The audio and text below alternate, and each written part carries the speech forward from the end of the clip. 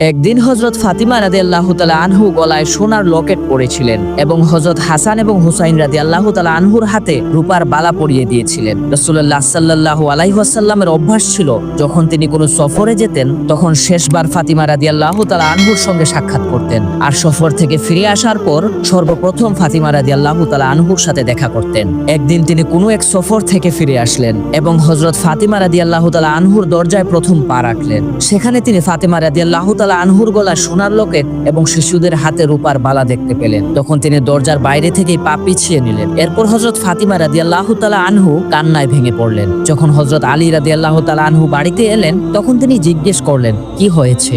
হযরত ফাতিমা রাদিয়াল্লাহু তাআলা আনহু বললেন, আমি জানি না, হুজুর এসেছিলেন এবং দরজা থেকেই ফিরে গেলেন। আমি খুবই চিন্তিত, জীবনে এর আগে এমন কিছু কখনোই হয়নি।